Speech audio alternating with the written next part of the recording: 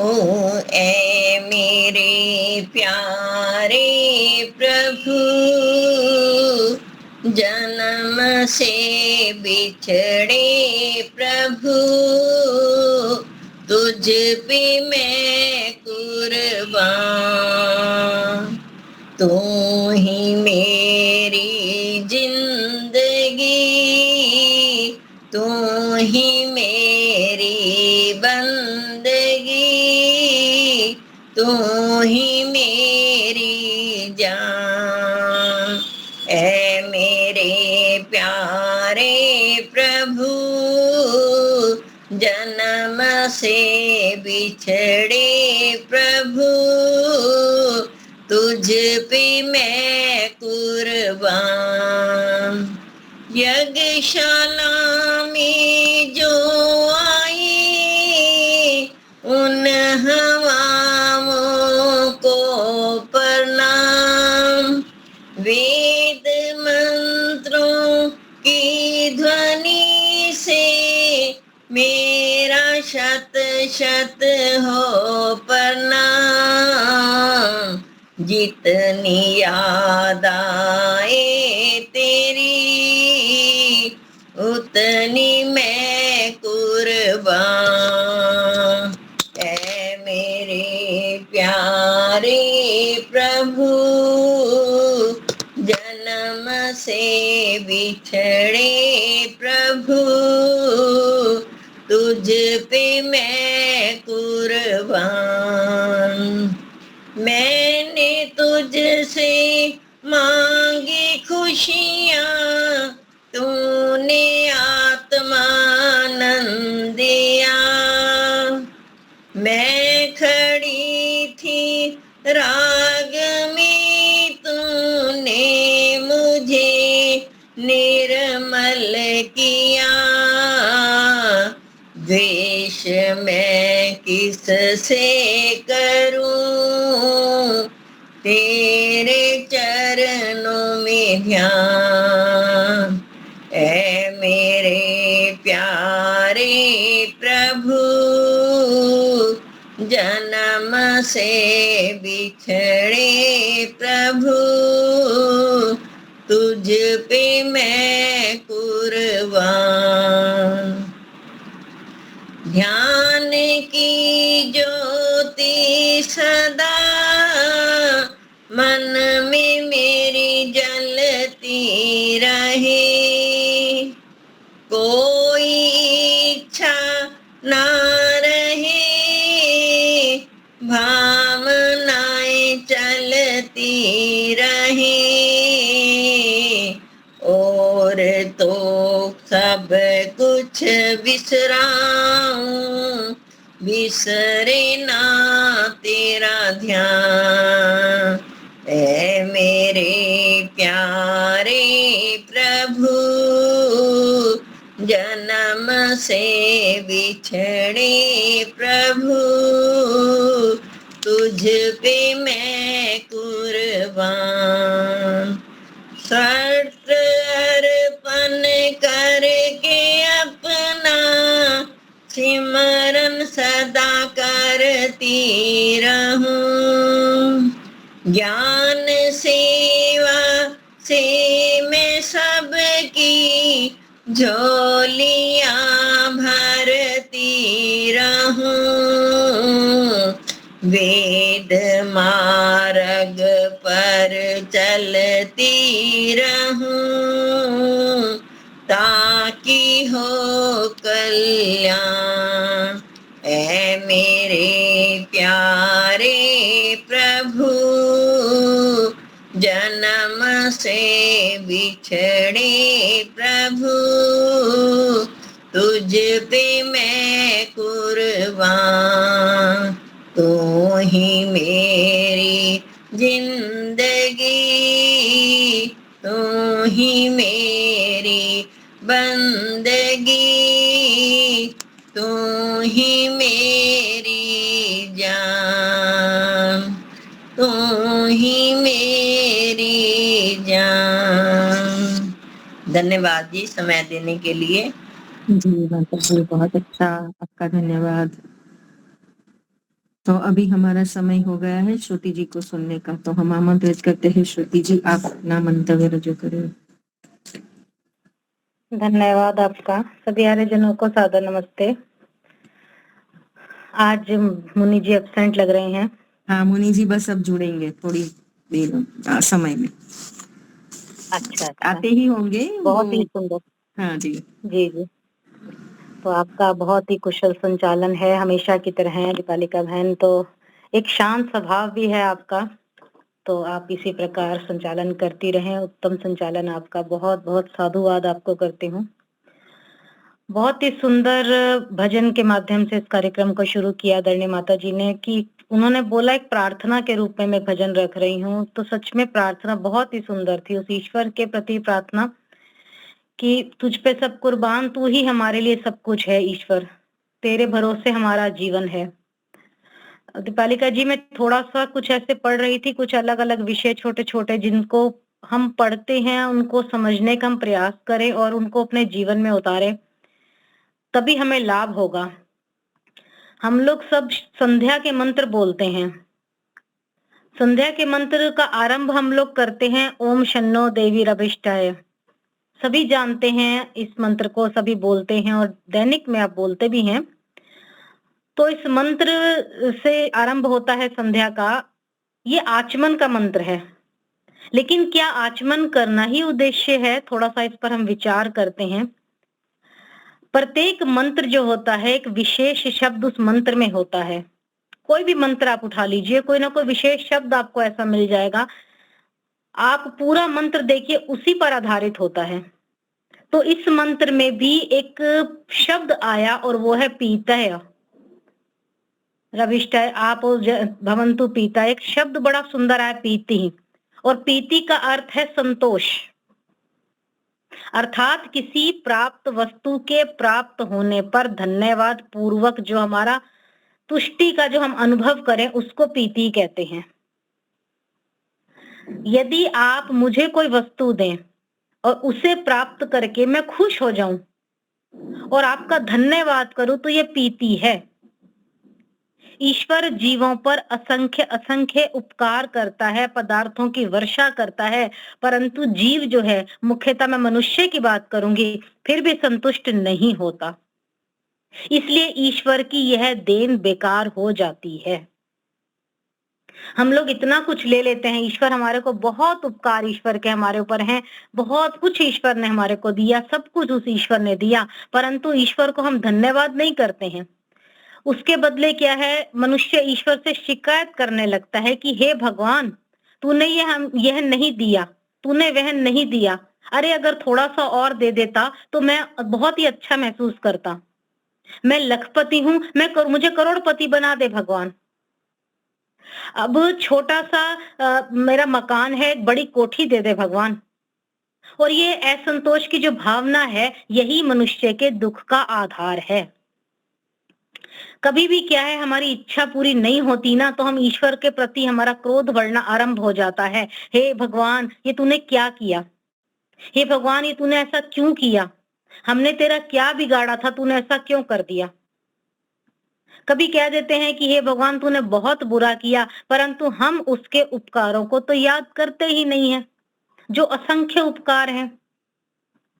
यदि एक या दो इच्छा पूरी ना भी होना, मनुष्य की कई बार नहीं भी हो पाती है एक दो इच्छाएं, तो हम लोग क्या करते हैं, ईश्वर को दोष देना शुरू। शिकायत हमारी खत्म नहीं होती है, तो एक दो इच्छाएं यदि नहीं पूरी होती तो ईश्वर को शिकायत नहीं करनी चाहिए। ईश्वर ने हम पर असंख्य उपकार किए हैं, यदि हम उन उपकारों को, उन बातों को, उन श्रद्धा पूर्वक उनको याद करें, स्वीकार नहीं करते ना, यदि हम उसका धन्यवाद भी नहीं देते हैं, तो इससे जो हमें सुख मिलना है वो सुख भी कम हो जाता है। और भी तो ईश्वर ने उपकार किए हैं, उनको याद करिए ना, उन उपकारों को स्वीकार करिए, उसके प्रति हमें धन्यवाद ईश्वर को देना है। अगर हम नहीं देंगे तो हमें उससे प्राप्त होने वाला सुख कम हो जाएगा। ईश्वर हमारे को सुख कारक वस्तु दे देता है, लेकिन संतुष्टि नहीं दे सकता। वह तो स्वयं हमें प्राप्त करनी ही होती है। कितना कुछ हमारे को मिलता जाए, एक चीज मिलती है फिर भी हम संतुष्ट नहीं होते। ईश्वर के देने में कमी नहीं है, परंतु संतुष्टि ही हमारी खत्म नहीं होती।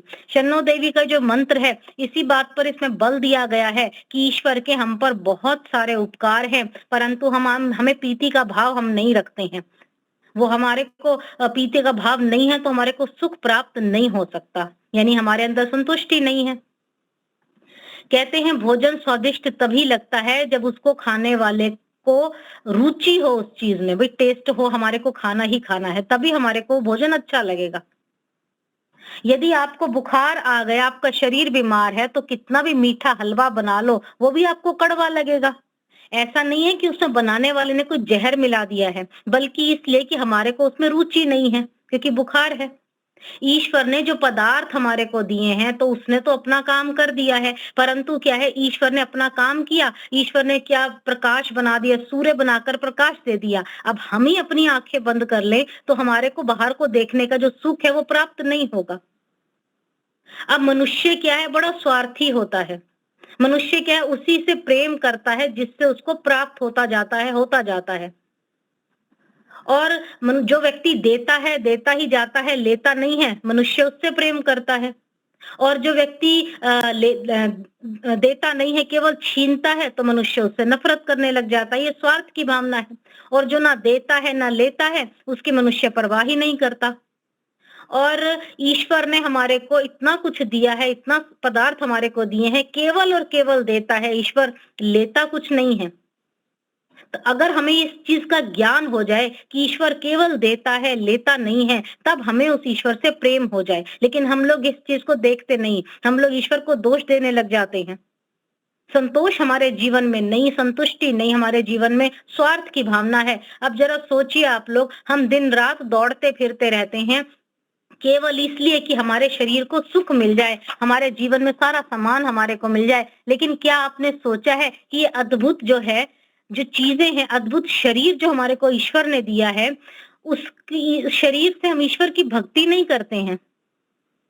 जो हमारे लिए आवश्यक चीज है, यानी ईश्वर की भक्ति करना, ईश्वर का धन्यवाद करना, उसके उपकारों के प्रति कृतज्ञता व्यक्त करना, हमारे को भोजन मिला, फल मिला, औषधियां मिली, मेवा मिला, इतना वस्त्र मिले, ये सोचिए। सोच अपनी बदलिए ना, अपना दृष्टिकोण हमें बदलना है। We have to change our attitude, everything will be changed. अपना सोचने का दृष्टिकोण बदल लीजिए, सारी चीजें बदल जाएंगी। तभी संध्या में ध्यान आपका लगेगा, तभी संध्या में मन आपका लगेगा। तो इस अर्थ, जो ये मंत्र हमने बोलते हैं, इसका अर्थ की भावना, आपो देवी, यानी सर्वव्यापक परमपिता परमात्मा सब प्रकार के सुख हमारे को देता है, सब प्रकार के पापों से हमें बचाता है। आप अपना जो उपकार है उनकी इतनी वर्षा कीजिए और ऐसी बुद्धि दीजिए जिससे इस वर्षा का अनुभव हम कर सकें। और ये अनुभव करना ही प्रीति है और यही संतोष है। तो जो भी आपको मिला है उसी में आप संतोष कीजिए, उसके उपकार कम नहीं है, परंतु हमारा कार्य है कि दोष देना, शिकायत करना। तो तस्य तेरा तो यशस्से श्याम, के हे ईश्वर आपकी कृपा से हम यशस्वी हों, हमारा दृष्टिकोण यशस्वी हो, हमारे कार्य अच्छे हो, हम ईश्वर का धन्यवाद प्रत्येक स्थान पर करते रहें। पग पग पर उसका धन्यवाद, जो तूने परमात्मा दिया बहुत अच्छा दिया है, तेरे उपकारों की वर्षा बनी रहे, पापों से हम मुक्त रहे। अब छोटी सी दूसरी बात इसमें मैं पढ़ रही थी कि एक छोटा सा बच्चा जो केवल घुटनों के बल चलता है, यानी रेंग कर बच्चे चलते हैं ना, वो अभी चलना नहीं जानता, बहुत छोटा है। अब उसको भूख लगी है, अब वो अपनी माँ को खोजता है, इधर उधर घिसक खिसक के चल रहा है, आगे बढ़ता जा। उसकी माँ थोड़ी सी दूर खड़ी कुछ कार्य कर रही है। बच्चा घुटनों के बल चलकर माँ के पास पहुंच जाता है, लेकिन बच्चे में इतना सामर्थ्य नहीं है कि वो माँ के वक्षस्थल तक पहुंचकर दूध पी सके। तो वो कातर दृष्टि से माँ की तरफ देखता है और माँ उसका आशय समझ जाती है और उसको स्नेह पूर्वक उठाकर दुग्धपान कराने लगती है। तो इस दृष्टांत से उपनिषदकार बड़ा ही सुंदर आशय रखता है कि ईश्वर के प्रति जो हमारे प्राप्ति जो हमारे को ईश्वर से है, किसी लौकिक लक्ष्य को हमें पाना है तो अपनी ओर से आप पूर्ण सामर्थ्य, अपना पूर्ण विवेक, पूर्ण बुद्धि और भरसक परिश्रम करिए ना। आप अपनी तरफ से बहुत मेहनत करिए, तभी आपको सफलता मिल जाएगी। और तब जाकर ईश्वर से प्रार्थना, ईश्वर से याचना करनी चाहिए। बिना कोई परिश्रम किए केवल ईश्वर से प्रार्थना करना बिल्कुल गलत बात है।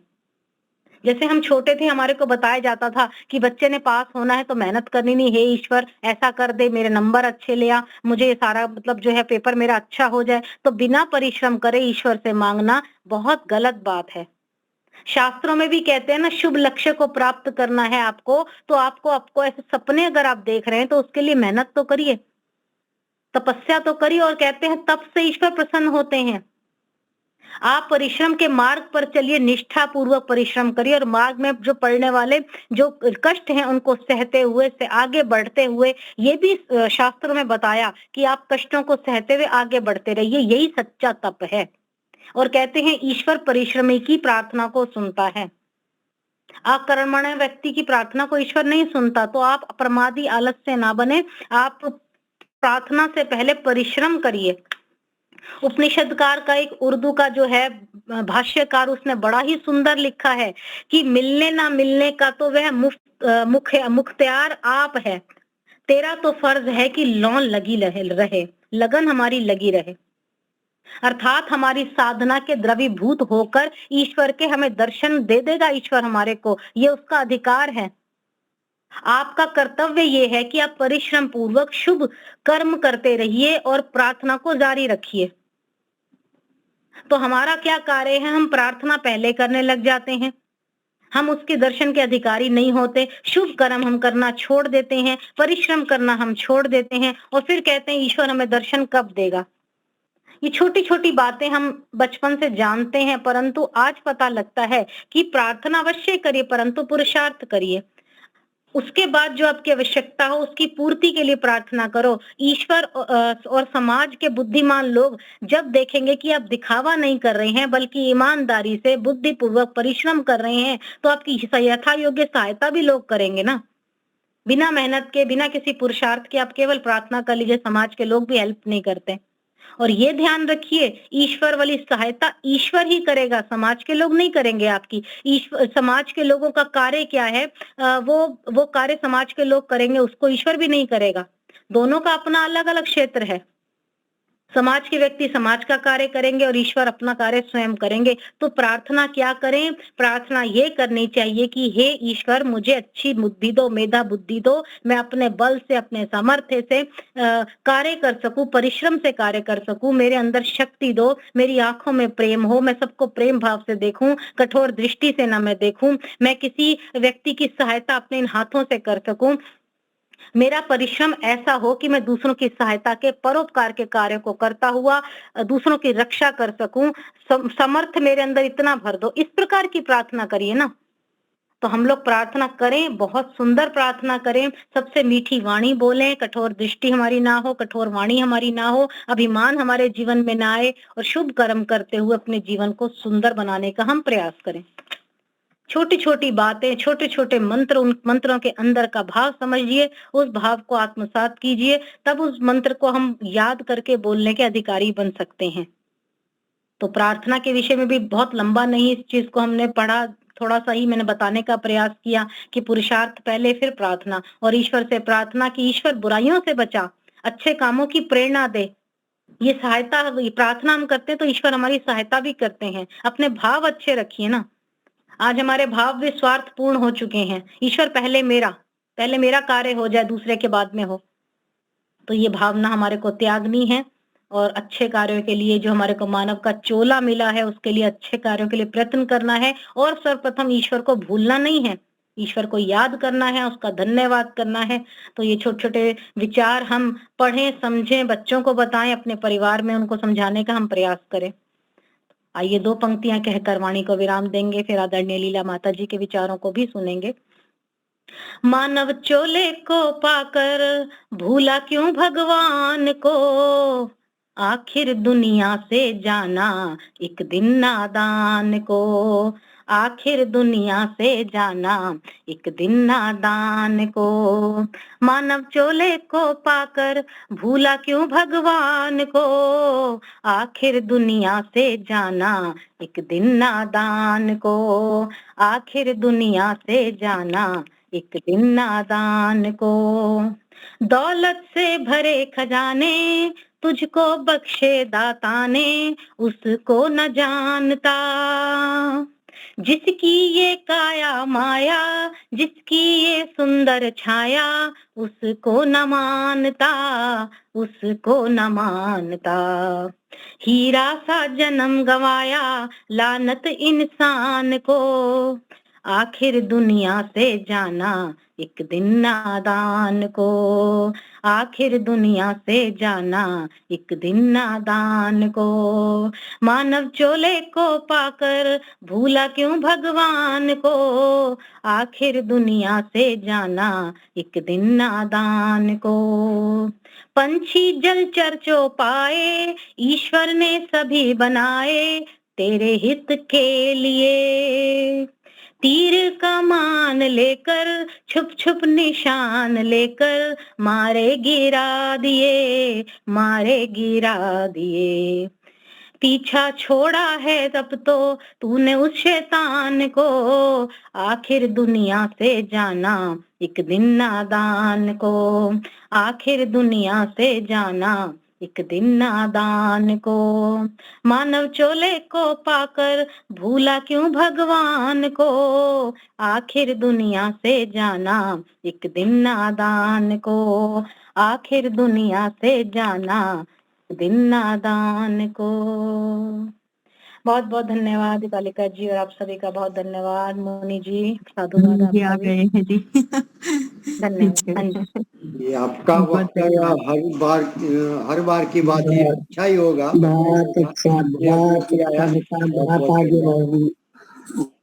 तो और लीला बहन जी, आपका वक्तव्य रहेगा।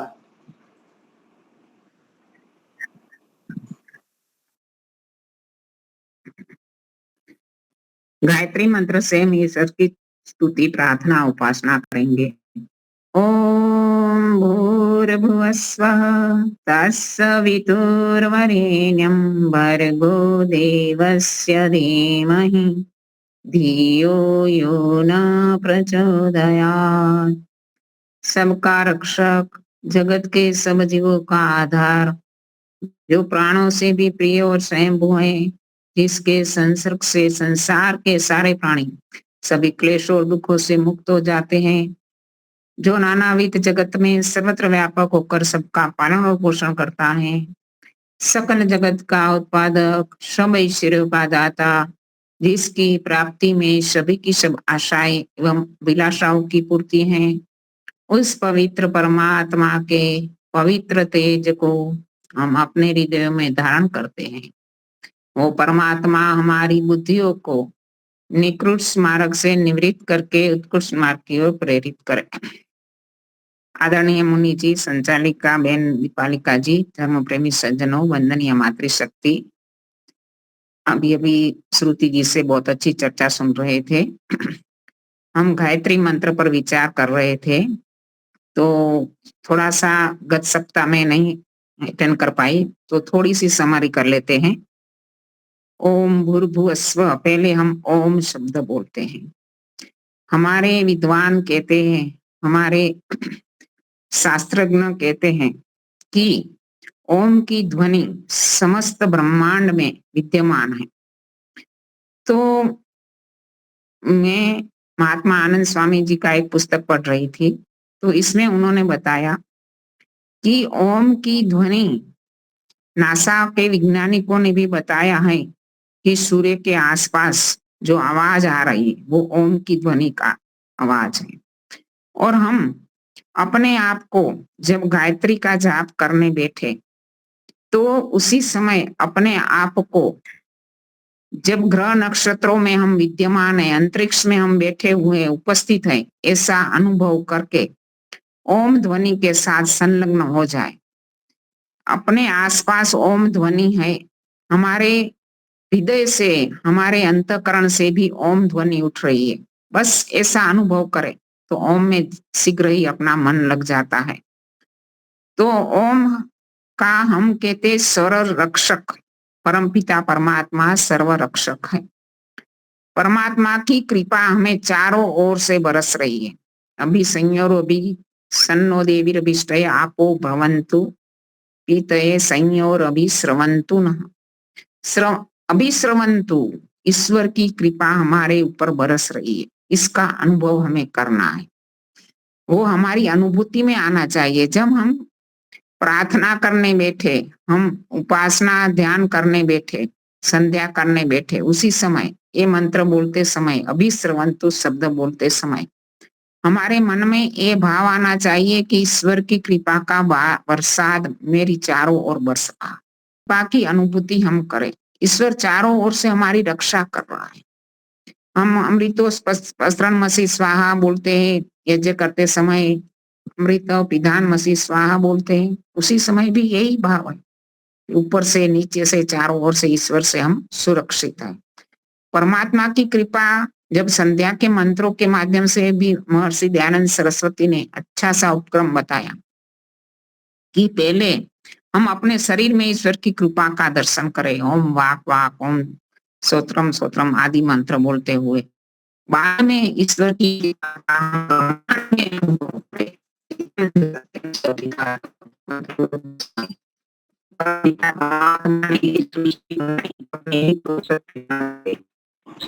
आवाज कट रही है।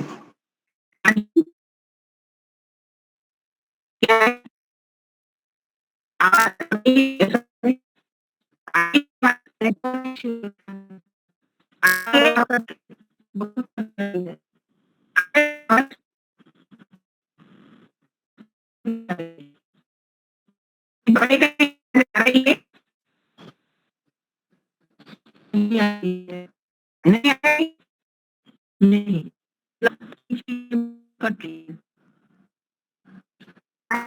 नहीं आ रही है। अच्छा, एक काम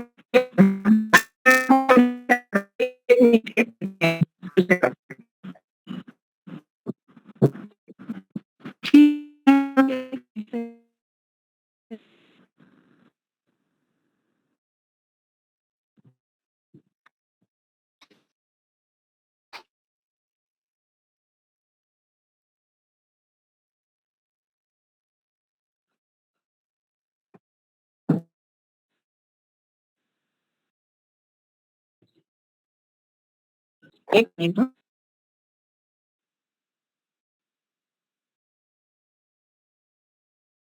आपका वीडियो स्टक हो गया है।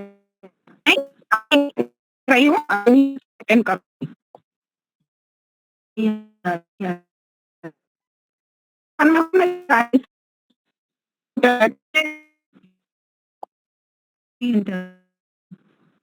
एक मिनट,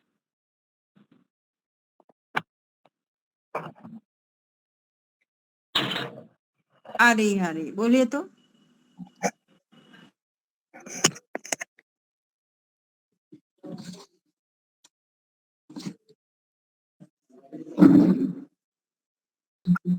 हाँ जी, अभी थोड़ा ठीक आ रहा है, बोलिए तो मालूम पड़ेगा।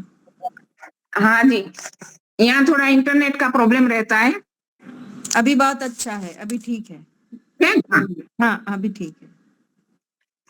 तो मैं ओम की बात कर रही थी। परमपिता परमात्मा की कृपा का बरसात चारों ओर हो रहा है।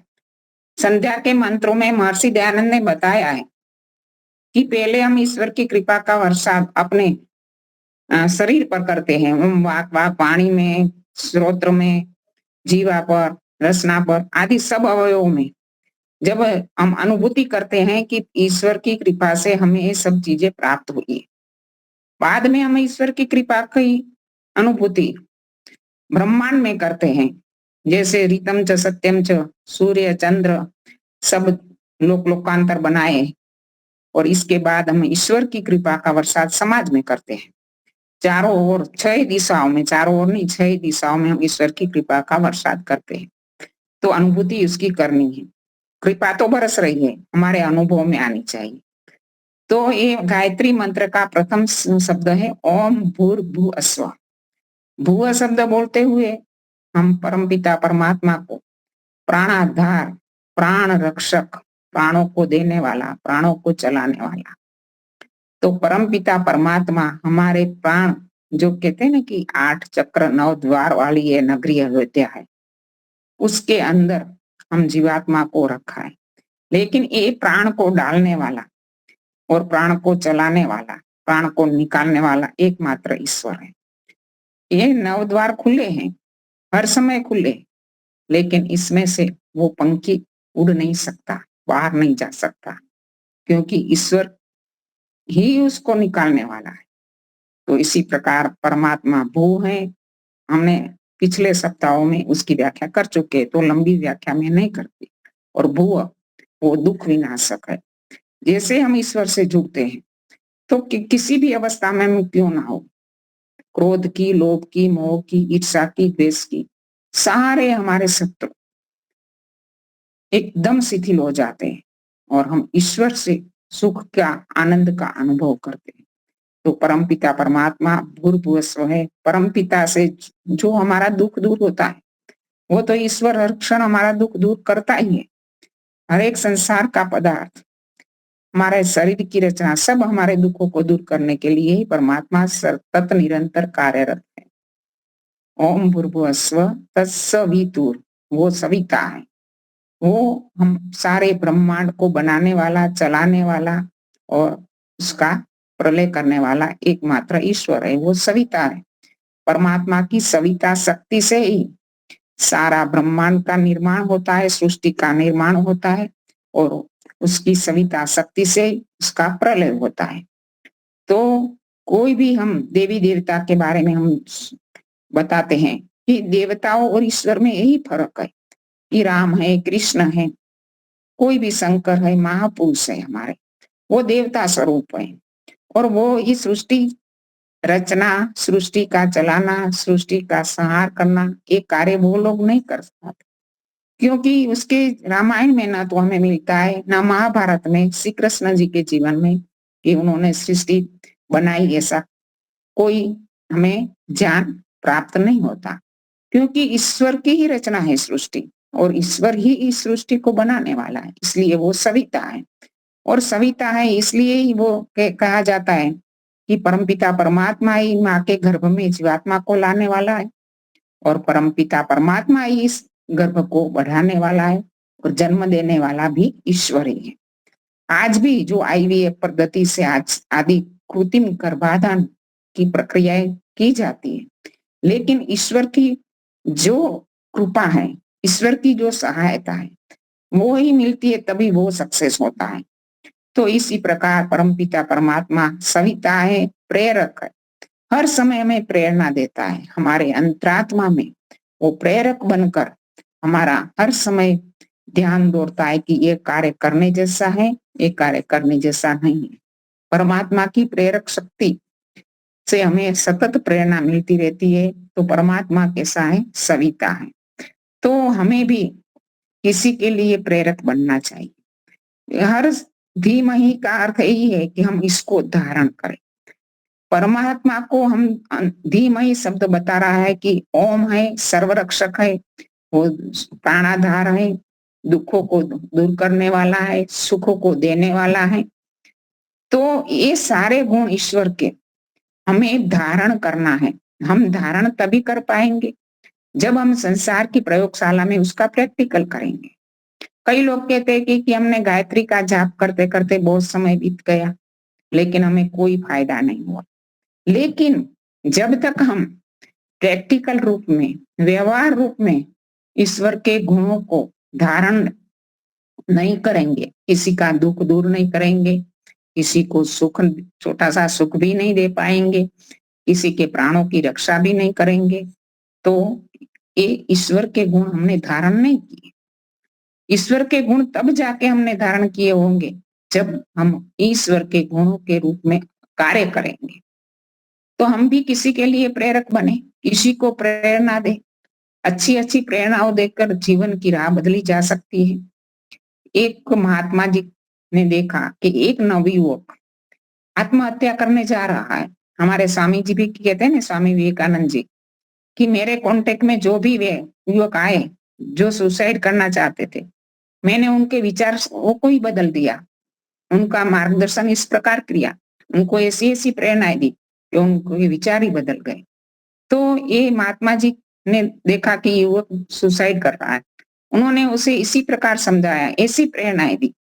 तो उसने बताया कि मेरी आर्थिक परिस्थिति के कारण मैं जो मुश्किलें आई मेरे जीवन में उसको झेल नहीं पा रहा। ये हमारी सहन शक्ति की कमजोरी है। परिस्थितियां तो जीवन में आती रहती है, सुख और दुख, और जो परिस्थितियों से हम छूटना चाहते हैं, क्या आत्महत्या करके हम छूट सकते? नहीं छूट सकते। तो इसी प्रकार उसको प्रेरणा देकर उसको बचाया। और बाद में एक धनी व्यक्ति मिला, तो धनी व्यक्ति को भी प्रेरणा दी। क्या प्रेरणा दी? कि तुम्हारे पास जो धन है वो नवयुवक को जरूरत है, उसका सहयोग करवाया और उसकी मदद से उस नवयुवक को जीवन भी बच गया। और उस धनी व्यक्ति कहता है मुझे इतना आनंद आया कि मेरे कारण किसी का जीवन बच गया है, तो मैं कई जगह पर बड़ा दान देकर घोषणा करवाता, इसके सामने मुझे एक छोटा सा कार्य भी ज्यादा आनंद देने वाला। और जो महात्मा थे, जो हमारे सन्यासी थे, उन्होंने कहा कि छोटे से कार्य से मुझे भी आनंद हुआ, क्योंकि हमारी प्रेरणा इतना काम करती है, किसी के जीवन की राह भी बदल सकती है।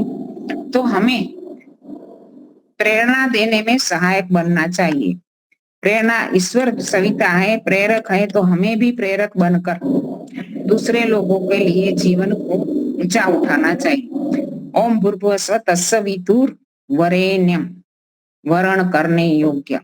संसार में अनेकों चीजें हैं, अनेकों जीवात्मा है, अनेकों भौतिक चीजें तो एक से बढ़कर एक है ही, और हमारे रिश्ते नाते संबंध में अनेक है, लेकिन सबसे उत्तम श्रेष्ठ कोई है तो वो ईश्वर है। तो ईश्वर का हम वर्ण करें। ईश्वर का हमने वर्ण किया है, तो ईश्वर की जो भी इच्छा है, ईश्वर की जो भी आज्ञा है, जो भी ईश्वर का उपदेश है, वो ही हमारे लिए सिरोधार्य होना चाहिए। तेरी इच्छा मेरी इच्छा। विवाह संस्कार में जब पति पत्नी एक दूसरों का वर्ण करते हैं, तो पति कहता है कि आज से मेरी इच्छा तेरी इच्छा मेरी इच्छा, और पत्नी कहती है तेरी इच्छा मेरी इच्छा। तो एक दूसरों का वर्ण करना, हम परमात्मा का वर्ण करते हैं तो हम पूर्ण रूप से उसके समर्पित हो जाए। हमारे पास जो भी ज्ञान है, जो भी विद्या है, जो भी बल है, जिसके बलबूते पर हम आगे बढ़े हैं, वो सब किसका है? हमें मानना पड़ेगा, समर्पित हो जाना पड़ेगा, ईश्वर पर समर्पित हो जाना है। ईश्वर पर समर्पित होने के लिए ईश्वर का ही है और ईश्वर से ही है, और ईश्वर के किए हुए आदेश के अनुसार हमें उसका प्रयोग करना है। बस यही भावना हमें मन में रखनी है, तो ही हमारा वरेण्यम ठीक है। महात्मा आनंद स्वामी जी जो बड़े महात्मा थे, आर्य जगत के जाने माने विद्वान है, वो कहते हैं कि एक समय पंजाब के गवर्नर का हत्या के केस में उस 4 युवकों की धरपकड़ हुई और चारों युवकों को जेल में डाल दिया गया। इसमें उनका एक पुत्र भी था, रणवीर। तो रणवीर को जेल में डाल दिया गया। उसी समय एक एक्सीडेंट ऐसा हुआ कि वो पर्वत से थोड़े गिर गए और उनकी रीढ़ की हड्डी में बहुत बड़ी चोट आ गई। तो उसी समय वो कहते हैं कि लोग मुझे सहानुभूति दर्शाते थे कि ये क्या हालत आपकी हो गई, भगवान ने ये क्या कर दिया आपको? तो वो कहते थे बिल्कुल नहीं। वो कहते थे कि रणवीर को यदि फांसी की सजा सेशन जज ने सुना दी है, लेकिन उसका जीने में कल्याण है तो भगवान उसको बचा लेगा। यदि उसकी मृत्यु ही उसके लिए कल्याणकारी है तो वो ही सही। मैं इसके सामने कोई मेरा आक्षेप नहीं है, कोई आक्रोश भी नहीं है। जो परिस्थितियां हैं उसमें मैं सदा प्रसन्न ही रहता हूँ, और प्रसन्नता के बिना ईश्वर की प्राप्ति हो ही नहीं सकती। प्रसन्न रहने कर ही हम ईश्वर का ध्यान कर सकते हैं। तो वो कहते हैं कि रणवीर को कुछ भी नहीं हुआ, तो मैं तो मानता हूँ कि वही उनके लिए कल्याणकारी था। तो ईश्वर के भरोसे पर हमें छोड़ना होता है। हमारा समर्पण तब कहा जाएगा, किसी भी मुश्किल परिस्थिति में भी यदि हम ईश्वर के प्रति समर्पित है, ईश्वर का हमने वर्ण किया है, तो हमें ईश्वर पर पूरा भरोसा रखना चाहिए। कि जो कुछ मेरे जीवन में हो रहा है वो ठीक ही हो रहा है, कल्याणकारी ही है मेरे लिए। बस ये वरेण्यम का अर्थ है, भर्गो देवस्य धीमहि। और जो मेरे पास है, मेरे आसपास है, वो सब ईश्वर देख रहा है, सुन रहा है, जान रहा है। मैं ईश्वर में हूँ, मैं जो कुछ कर रहा हूँ वो ईश्वर की कृपा से कर रहा हूँ, ईश्वर के साधनों से कर रहा हूँ। इसमें मेरा कुछ भी नहीं है और ईश्वर की आदेश के अनुसार मुझे करना है। बस वो है समर्पण, अनन्य भक्ति, जिसको कहते हैं ना अनन्य भक्ति। बस केवल मात्र ईश्वर ही उसका मार्गदर्शक, ईश्वर ही उसका प्रेरक। तो ये है वरेण्यम शब्द का अर्थ। भर्गो देवस्य धीमहि धियो यो न वरेण्यम तस्सवितुर वरेण्यम। उसको हमने वर्ण किया है। तो परमात्मा हम सबको दुखों को दूर करने के लिए सतत कार्यरत है। तो हमें भी अपने जीवन में अपने सुख का त्याग करके दूसरे के दुखों को दूर करना पड़ेगा, क्योंकि हमारा जब तक हम अपने दुखों का सुखों का त्याग नहीं करेंगे, दूसरों को सुख नहीं दे पाएंगे। दूसरों को सुख देने के लिए अपने दुख सुखों का त्याग करना पड़ेगा।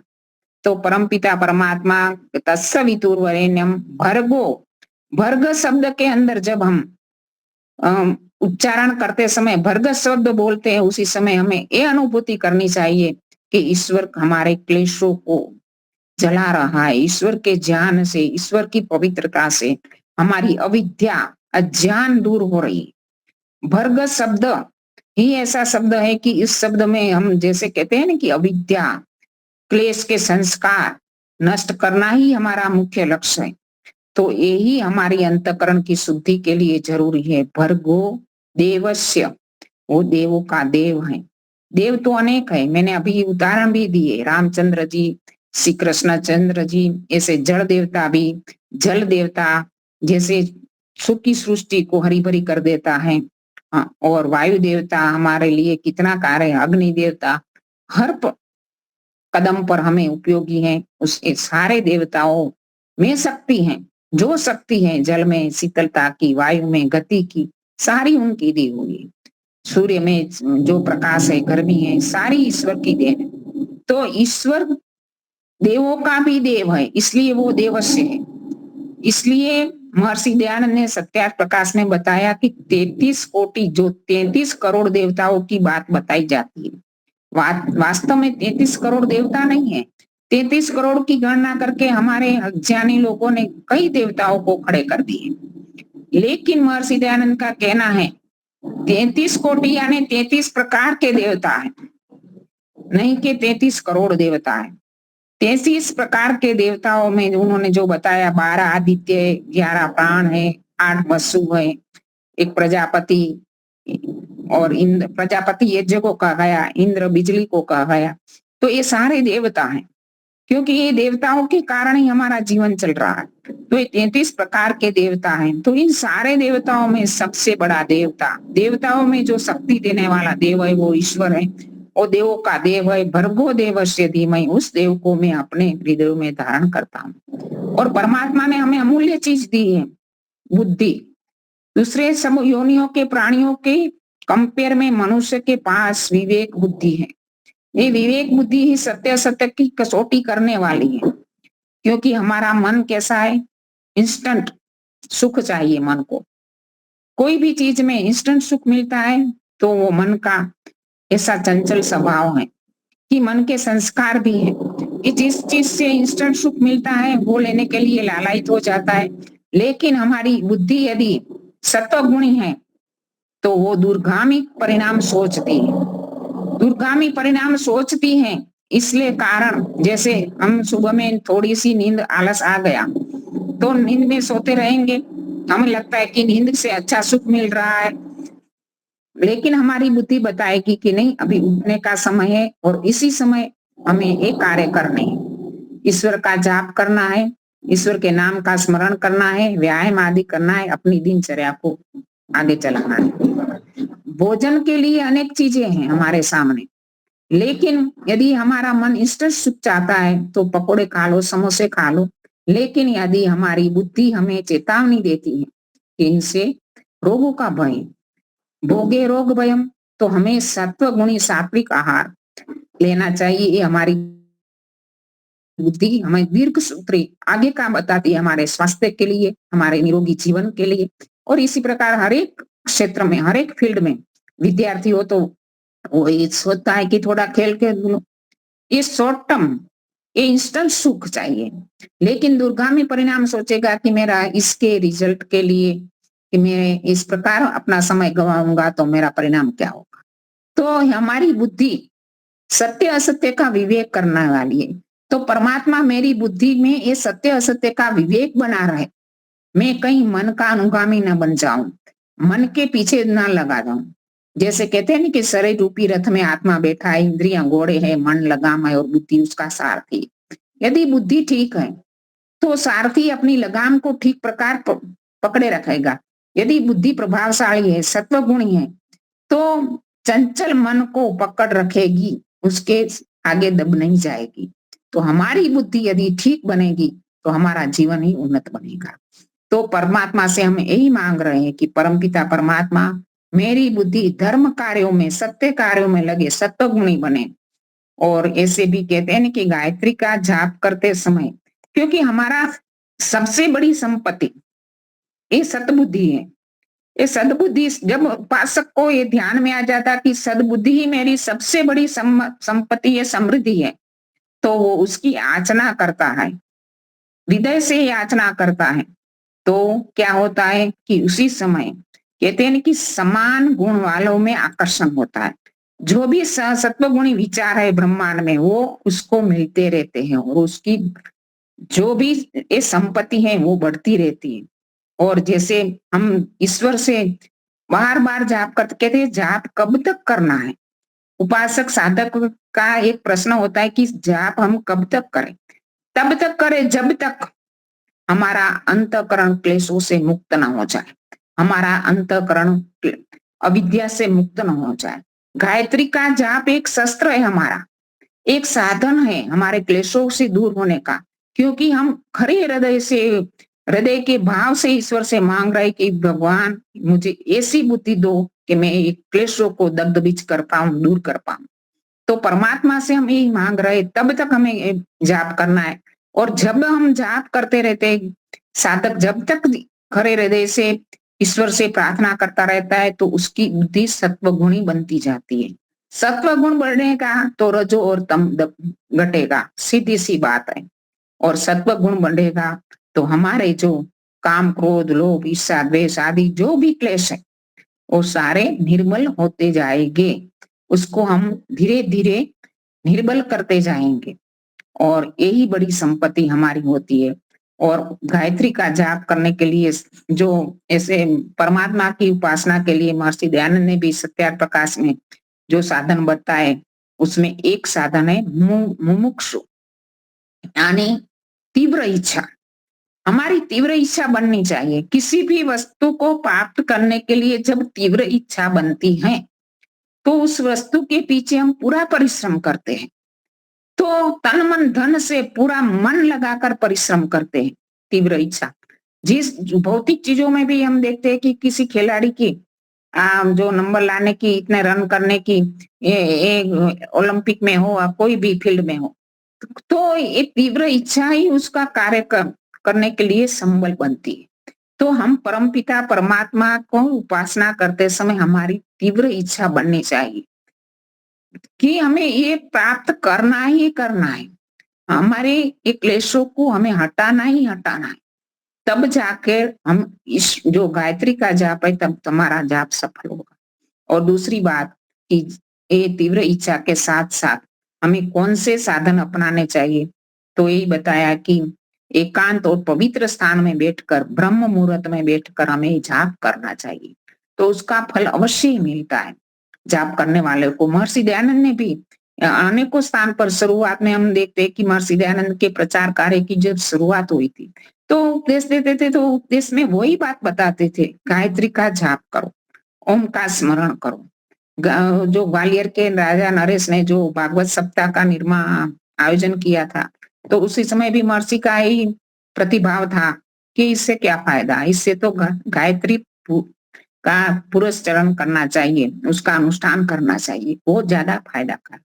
गायत्री मंत्र इतना सरल मंत्र है और हमारा साधना करने के लिए, जाप करने के लिए वो स्वतः ही हमारे मन में से ऐसा भाव उठ जाता है सरलता से कि हम ईश्वर से जुड़ सकते हैं और ईश्वर से याचना कर सकते हैं।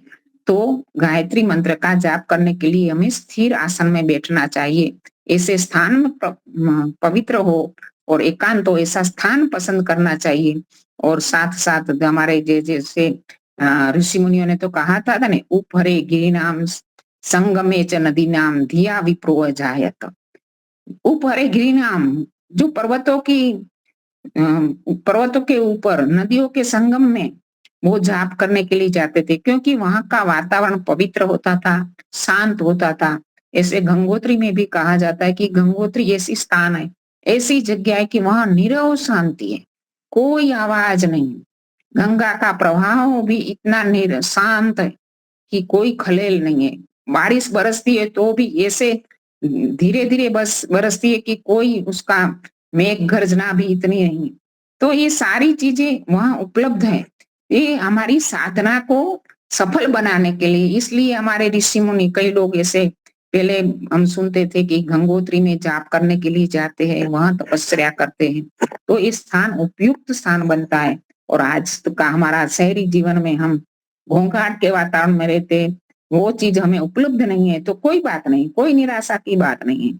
हम ऐसा समय पसंद करें जब सब सो रहे, ब्रह्म मुहूर्त में हम बैठकर उसका जाप कर सकते हैं, वो स्थान हम पसंद कर सकते हैं। क्योंकि हम कई बार ऐसा सोचते हैं व्यक्ति कि हम स्नान किए बिना जाप नहीं करें, तो ऐसा नहीं है। क्योंकि एक गौण चीज है स्नान करना और जाप करना मुख्य चीज है। तो जाप करते समय हमें गौण चीज, मुख्य चीज को प्राधान्यता देनी चाहिए, क्योंकि ये सारी क्रियाएं करने के बाद तो थोड़ा समय बीत जाएगा और समय बीतने के कारण थोड़ा अशांत वातावरण बन जाएगा। शांत वातावरण चाहिए तो ब्रह्म मुहूर्त में ही हमें मिल पाएगा, और ब्रह्म मुहूर्त में बैठकर हम गायत्री का जाप करके ईश्वर का स्मरण करें। तो इसी प्रकार और कहा गया कि जो हमारा जो रीढ़ की हड्डी है, जो मस्तक है, वो सीधा बैठकर ही जाप करना चाहिए, ऐसा निर्देश दिया गया है। इसमें ये बात बताई जाती है कि हमारा जो 8 चक्र है वो सीधी लाइन में रहेगा, तब जाप में हमारा मन एकाग्र होगा। और ऐसे भी आज्ञा चक्र जो हम तिलक करते हैं, उस स्थान में जो आज्ञा चक्र है, वो आज्ञा चक्र में जाप सरलता से हो सकता है, ऐसा बताया जाता है। और आज्ञा चक्र क्या है, वहाँ इडा पिंगला सुषुम्ना नाड़ी का संगम है। जैसे गंगा जमुना सरस्वती का संगम होता है, त्रिवेणी संगम कहते हैं। तो इसी प्रकार हमारे शरीर में 3 नाड़ियों का संगम वो आज्ञा चक्र है। वो आज्ञा चक्र में शुरुआत के स्थिति में जो साधक आज्ञा चक्र में ध्यान करता है तो जल्दी से ध्यान लग जाता है। तो उसी समय हमें और स्थान का भी हमारे जैसी भी हमारी अनुकूलता हो, घर में जो भी स्थान हमें उपयुक्त हो और हमारा समय भी हमें इसके अनुसार उपयुक्त हम बना सकते हैं। और जो करना चाहता है वो कहीं भी कर लेता है। जैसे वो किसान पानी की रेट चला रहा था और रेट की आवाज आ रही थी, उसी समय एक घुड़सवार अपने घोड़े को पानी पिलाने के लिए आया, तो उसका घोड़ा पानी नहीं पी रहा था। उसने बताया कि क्या कारण है घोड़ा आपका पानी नहीं पी रहा। ये जो रेट की चींची की आवाज आ रही है ने, उसमें वो घोड़ा पानी नहीं पी सकता। तो उसने बताया कि यदि पानी पीना है तो चींची की आवाज में ही पीना पड़ेगा, यदि रेट बंद हो जाएगी तो पानी आएगा ही नहीं। तो इसी प्रकार हमारी जो भी परिस्थिति है, हम ऐसी परिस्थिति में नहीं कर सकते, ये बात हमें छोड़ देनी चाहिए। क्योंकि जो कार्य महत्वपूर्ण है उसको हमें स्थान देना ही चाहिए, क्योंकि ये जीवन तो चंदन का वन है, बीत जाएगा, जल जाएगा। लेकिन जो भी समय हमारे पास बचा है उसका हम सदुपयोग करके ईश्वर को नाम स्मरण करें। और गायत्री जाप का बहुत सारे महापुरुषों ने गायत्री जाप का फल बताया है। अभी समय की सीमा में रहते हुए यहाँ प्रवचन पूरा कर देते हैं। थोड़ा विक्षेप हो गया इसलिए क्षमा। यहाँ आर्यवन में हूँ तो थोड़ा विक्षेप का संभव रहता है, तो ठीक है सबका। कोई बात नहीं, नहीं तो अभी बहुत अच्छा, बहुत बहुत धन्यवाद आपका। बहुत बहुत धन्यवाद जी। शंकर जी, मैं गायत्री हेलो, जाप करते आवाज हैं। आ रही है? हाँ जी, आ रही है। बहन जी ने एक शब्द त्रिवेणी शब्द कहा है। प्रयाग में त्रिवेणी है, 2 नदियां हैं प्रत्यक्ष, एक गंगा है और एक जमुना है, और दूसरी नदी सरस्वती है। ये ज्ञान की धारा है। और जहां तक मेरा विचार है, ये ज्ञान की धारा, 2 धारा तो गंगा जमुना बराबर चल रही हैं भौतिक रूप में, लेकिन अप्रत्यक्ष रूप में जो त्रिवेणी है सरस्वती, वो यहाँ पर प्रतिवर्ष बड़े बड़े विद्वानों का आगमन होता है, जिसको हम लोग माघ मेला के नाम से कहते हैं। बड़े अच्छे अच्छे विद्वान आते हैं और ज्ञान की धारा बहाते हैं, सबको सुनाते हैं। लेकिन मैं यहाँ पर 45 वर्ष से देख रहा हूँ, जो उद्देश्य सरस्वती की धारा बहाने की है, वो धारा हमको प्रत्यक्ष रूप में दिखाई नहीं पड़ती है। राम की लीला हो रही है, कृष्ण की लीला हो रही है, यही नाच गान हो रहा है। और वैदिक जो ज्ञान की धारा है वह प्रवाहित नहीं हो रही है। उस धारा को प्रवाहित केवल आर्य समाज का पंडाल ही करता है और 1 महीना चलता है। लेकिन यहाँ के जो नाविक हैं, नाव चलाते हैं, और लोग त्रिवेणी में आते हैं, नाव में बैठ करके नदी में देखते हैं, तो मल्लाह उनको समझाता है कि त्रिवेणी में आप आए हुए हैं, गंगा जमुना की 2 धारा तो है ही है, लेकिन जल का प्रवाह जो टकराव होता है, मुड़ेरा होता है, वो बताता यही जो है सरस्वती है। इतना इन लोगों को ज्ञान फैला जाता है। लेकिन जो ज्ञान की धारा सचमुच में है, राजा हर्ष ने उसी ज्ञान के प्रवाह के लिए एक माघ मेले का व्यवस्था किया था 1 महीने का। लेकिन मैं सचमुच देखता हूँ वो ज्ञान की धारा हमको तो बहुत कम दिखाई पड़ती है। ये त्रिवेणी की बात मैं कर रहा हूँ यहाँ रह करके, लेकिन सचमुच में बड़े बड़े विद्वान यहाँ आते थे, ऋषि महर्षि यहाँ आते थे, और वह सरस्वती की ज्ञान की वर्षा करते थे। तो ये त्रिवेणी शब्द की बात मैं थोड़ी सी आप लोग सामने कही। आवाज आ रही है मुनि जी ने? हाँ जी, आ रही। बहन जी के इस शब्दों को मैंने थोड़ा सा और स्पष्ट कर दिया, क्योंकि गंगा जमुना त्रिवेणी है, मैं उसी में रहता हूँ, वही पास में हूँ। तो आज के एक कक्षा का समापन शांति पाठ और जय घोष से। ओम ध्याओ शांति अंतरिक्षम शांति पृथ्वी शांतिरापः शांतिरोषधयः शांतिर वनस्पतयः शांतिर्विश्वे देवा शांतिर्ब्रह्म शांति सर्वं शांति शांतिरेव शांति सामा शांतिरेधि। ओम शांति ही शांति ही शांति। ये घोष जो बोले सो अभय। मर्यादा पुरुषोत्तम भगवान रामचंद्र की, योगीराज भगवान कृष्णचंद्र की, व्याकरण सूर्य गुरु विरजानंद की, युग प्रवर्तक महर्षि दयानंद सरस्वती की, स्वामी श्रद्धानंद की, भारत माता की, गौ माता की, देश के अमर शहीदों की, वेद की ज्योति, ओम का झंडा, आर्य समाज, सत्यार्थ प्रकाश, प्रणव ध्वनि,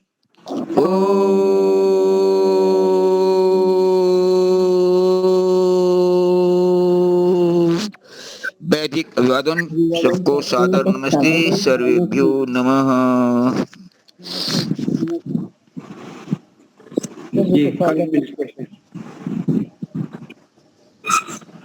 नमस्ते जी सभी। ये कक्षा हर शुक्रवार को लगती है। ये